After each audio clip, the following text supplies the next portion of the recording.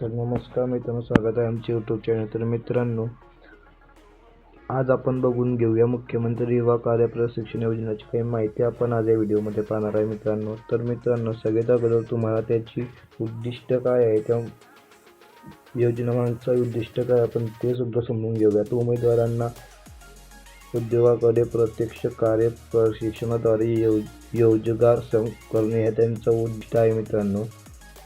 आणि मित्रांनो, त्याची आर्थिक तरतूद पण पाहून घेऊया. मुख्यमंत्री युवा कार्य प्रशिक्षण योजनेकरता 5,500 कोटीचा निधी उपलब्ध करून देण्यात आलेला आहे मित्रांनो. तर तुम्ही बघू शकता की तुम्ही वाचून घ्या. परत एकदा तुम्हाला डिस्क्रिप्शन बॉक्समध्ये GR तुम्हाला दिल्या जाईल मित्रांनो.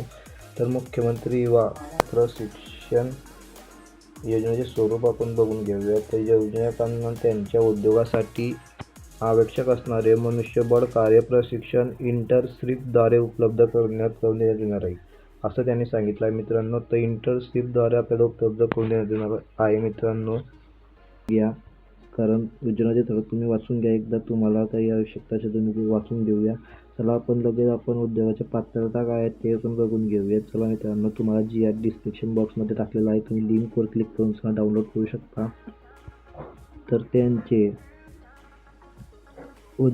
आस्थापना उद्योगांसाठी पात्रता कोण आहे. आस्थापना उद्योग महाराष्ट्र राज्यात असावा आणि आस्थापना उद्योग कौशल्य रोजगार उद्योगकर्ता नवनीत विभाग स्थळावर नोंदणी केलेली असावी मित्रांनो. आणि आस्थापना उद्योगाची स्थापना कमीत कमी 3 वर्षांची असावी, हे एवढे त्यांचे पात्रता आहे मित्रांनो. आणि आस्थापना उद्योगांची हे पण पात्रता ठरलेली आहे मित्रांनो की त्यांच्याकडे GST, EPF, ESSI certificate of incorporation DPIT उद्योग आधाराची नोंदणी केलेली असावी मित्रांनो. हे त्यांची पात्रता ठरलेली आहे मित्रांनो.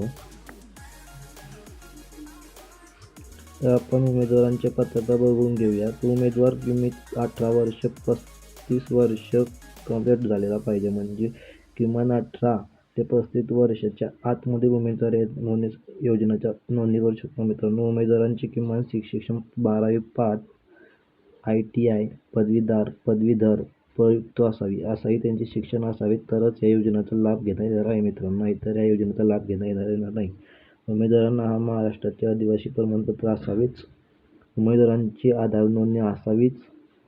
उमेदवारांचे बँक खात्यामध्ये संलग्न असावे, म्हणजे बँक खात्यात असावे मित्रांनो उमेदवारांचे, तरच कारण आपल्या बँकेमध्ये त्यांचे पैसे आपल्याला मिळणार आहे मित्रांनो. तर मित्रांनो, उमेदवारांना कौशल्य रोजगार उद्योगाकरता विभागाने स्थळावर नोंदणी केलेली असावी मित्रांनो. तर संकेतस्थळावर नोंदणी करणे आवश्यक आहे मित्रांनो. हे पण त्यांची पात्रता आहे. तर मित्रांनो, आपण आता बघून घेऊया की शैक्षणिक अर्हतेप्रमाणे विद्यावेतन वितरण खालीलप्रमाणे किती असेल ते पण आपण बघून घेऊया. तर 12वी पास असलेल्या विद्यार्थ्यांना युवकांना 6,000 रुपये मिळणार आहे मित्रांनो. ITI वाल्यांना 8,000 रुपये आणि पदवीधर आणि पदव्युत्तर युवकांना 10,000 रुपये एवढे विद्यावेतन करण्यात येणार आहे मित्रांनो. तर मित्रांनो, तुम्ही या GR एकदा तुम्ही परत वाचून घेऊया, तुम्ही वाचून घेऊया आणि तुम्ही हे आस्थापना उद्योगांसाठी लागणारा पात्रता पाहिले असेल तर योजनेचे ठळक वैशिष्ट्य तुम्ही एकदा परत वाचून घेऊया मित्रांनो. चला तर व्हिडिओला स्टॉप करूया. तर चॅनलला नक्की सबस्क्राईब करा, लाईक करा, शेअर करा मित्रांनो.